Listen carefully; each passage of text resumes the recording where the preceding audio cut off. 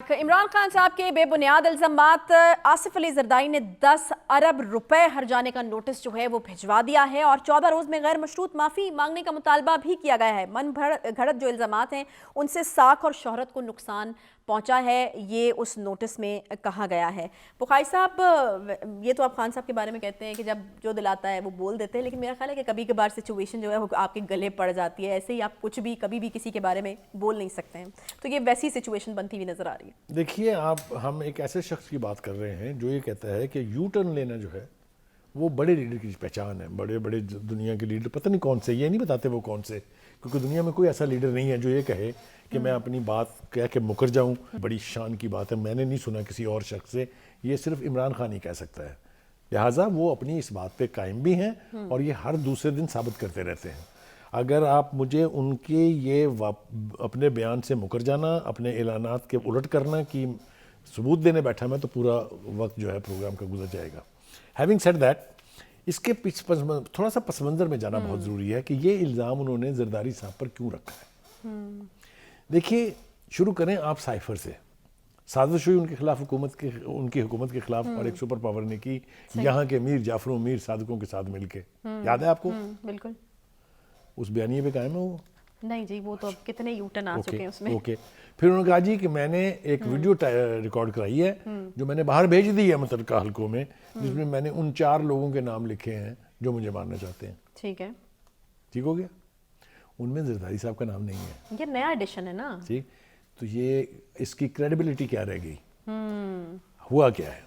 ہوا یہ ہے یہ چیز میں پوچھنا چاہتی کہ آخر کیوں کر آصف علی زرداری صاحب کا نام ڈال دیا جی گیا؟ میں عرض کروں، اس کی وجہ یہ ہے کہ جب انہوں نے دیکھا کہ اسٹیبلشمنٹ اب ہم سے بات کرنے کے لیے آمادہ نہیں ہے، عسکری قیادت تو خیر پلٹ کے دیکھنے کے لیے بھی آمادہ نہیں ہے، بہت ساری کوششیں انہوں نے کرائی۔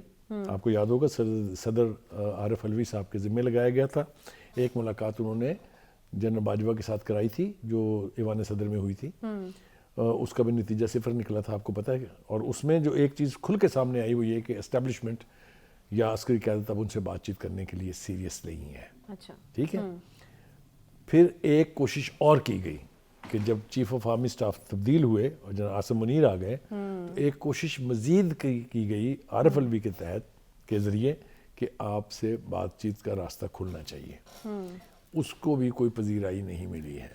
اچھا، وجہ یہ کہ انہیں بتایا گیا ہوگا کہ ایک طرف آپ اپنے قتل کا الزام ہم پہ ڈال رہے ہیں، دوسری طرف آپ اپنی سازش ہم پہ ڈال رہے ہیں، اور پھر ہم ہی سے توقع رکھ رہے ہیں کہ ہم آپ کے لیے کچھ کریں بھی اور آپ سے بات چیت بھی کریں، نہیں ہو سکتی۔ لہٰذا انہوں نے سوچا کہ اب یہاں سے واپس ہٹنا چاہیے، یہ تو پے نہیں کر رہا، لہٰذا زرداری صاحب کا نام آ گیا ہے۔ اب آپ مجھے بتائیے، زرداری صاحب چلاک آدمی نا، از اے انٹیلیجنٹ پلیئر، اس نے وقت ضائع ہی نہیں کیا ان کو نوٹس ٹھوکتے ہوئے۔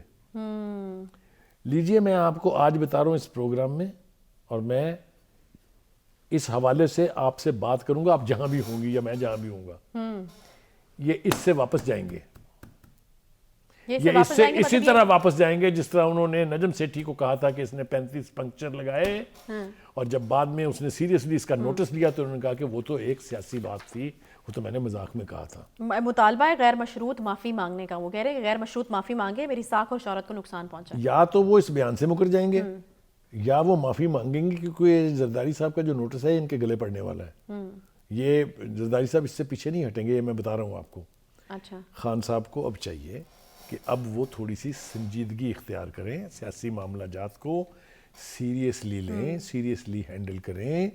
یہ جو بے تکی درفتنیاں چھوڑی جا رہی ہیں نا، کبھی اسد عمر صاحب سامنے آ جاتے ہیں، کبھی کوئی آ جاتا ہے، کبھی کوئی آ جاتا ہے، جس طریقے سے جسٹیفائی کرنے کی کوشش کی جا رہی ہے کہ 35 سیٹوں پر یہ الیکشن لڑیں گے، بھئی کیوں لڑیں گے، کہاں لڑا جاتا ہے، اینی وے، اور بے پناہ باتیں ہیں جو میں آپ کو کہہ سکتا ہوں کہ جو بے تکی کرائی جا رہی ہیں، مثال کے طور پر لاہور ہائی کورٹ سے ان کو ریلیف مل رہا ہے، اس کی وجہ سے شاید ہم نے 1-2 دفعہ بیان کرنے کی کوشش کی ہے اپنے پروگرام میں، اور لوگ اب بڑے سیانے ہیں، وہ نا یہ لنکیج خود ہی بنا لیتے ہیں کہ کیا لنک ہے، یہ کون کس کا داماد ہے، کون کس کا کیا ہے، یہ کسی کو ثابت کرنے کی ضرورت نہیں ہوتی، لوگ بڑے سیانے ہیں، ان سب کو پتہ ہے کہ یہ کیسے ہو رہا ہے۔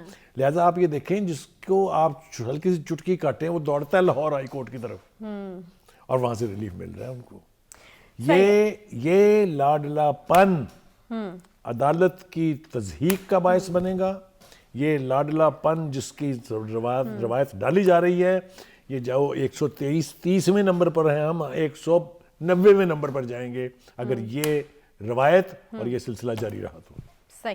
اچھا ایک اور اہم خبر ہے جس کو مس نہیں کیا جا سکتا کہ ناراض ہیں شاہد خاقان عباسی صاحب اور میاں نواز شریف صاحب کی طرف سے ایک بڑا اہم ٹاسک مریم بی بی کو سونپا گیا اور وہ یہ کہ تحفظات دور کیے جائیں شاہد خاقان عباسی صاحب کی، کیونکہ یہ پہلے طے ہوا تھا. آپ کو پتہ ہے کہ لندن میں ہی رانا صاحب سے ملاقات کے دوران کہ اب جو ناراض رہنما ہیں ان کو منانے کی کوشش کی جائے گی. تو مریم بی بی کے ذمہ جو ہے یہ ذمہ داری لگائی گئی ہے.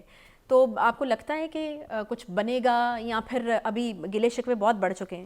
دو طرح کا کرٹیسزم اس کے اوپر آ رہا ہے. جو لیٹسٹ ڈیولپمنٹ ہوئی ہے جو مریم نواز کو سینئر نائب صدر بنایا گیا ہے اور جو چیف آرگنائزر بنایا گیا ہے، جو پارٹی کے کچھ سینئر لوگ ہیں ان کو اس کے اوپر تکلیف ہے، اس کے اوپر وہ ان کے دلوں میں اور شاہد خاقان عباسی صاحب کی ناراضگی کی وجہ بھی مینلی یہی بتائی جا رہی ہے. میں دیکھیے اس سے پہلے ایک بہت بڑی وجہ تھی چودھری نثار صاحب جو نواز شریف کے قریب ترین سمجھے نہیں جاتے تھے اور وہ 2 ٹینیور انہوں نے ان کے ساتھ ایز انٹیریئر منسٹر کام کیا، ایک دفعہ پیٹرولیم منسٹر بھی وہ رہے.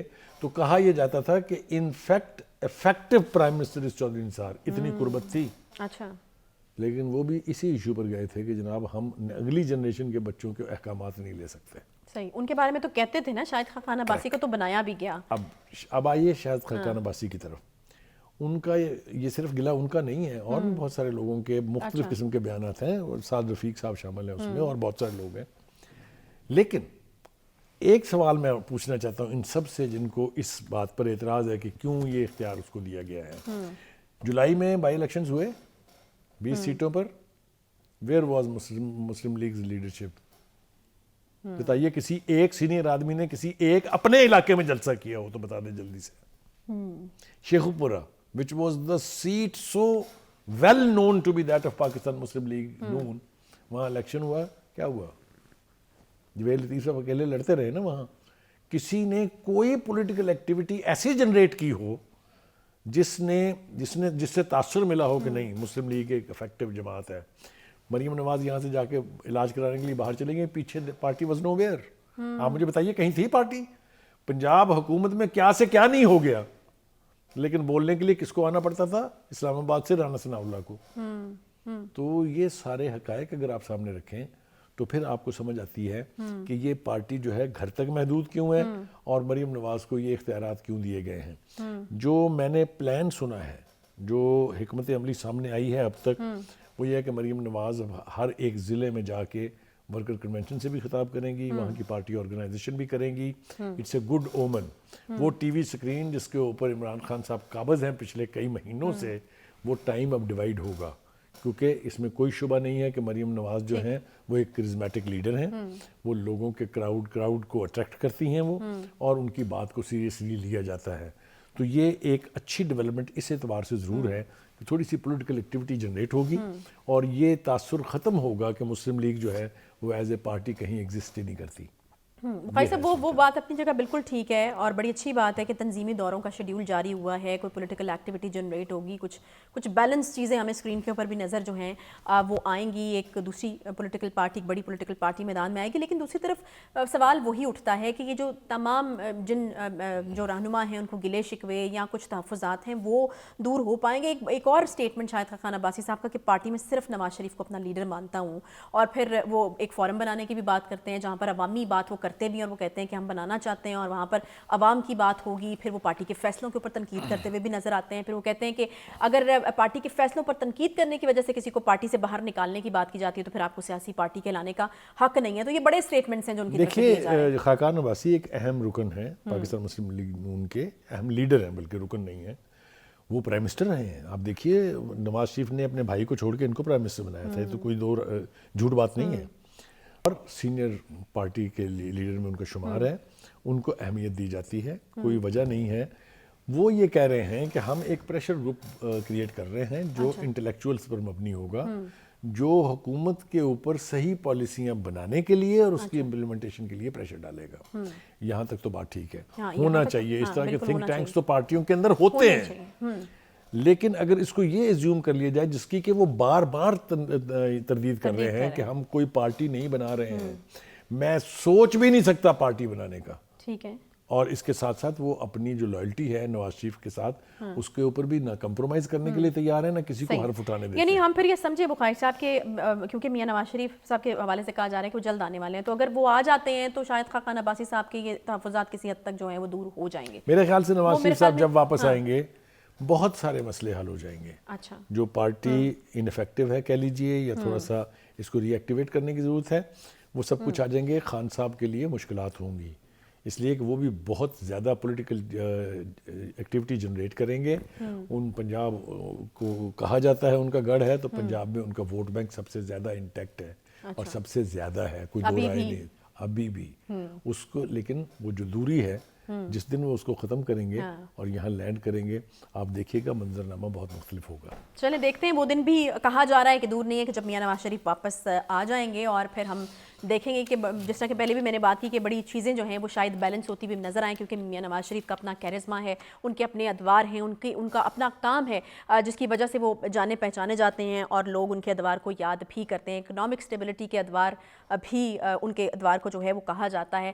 تو دیکھتے ہیں کہ کیسے میاں نواز شریف صاحب جب آتے ہیں تو پھر ظاہری بات ہے ساری چیزیں اوبویسلی ڈیوائیڈ ہوتی ہوئی ہمیں نظر آئیں گی. اسکرین ٹائم، جلسے ہوں گے، پولیٹیکل ایکٹیویٹی جنریٹ ہوگی، تو چیزیں جو ہیں وہ بہتری کی جانب جا سکتی ہیں.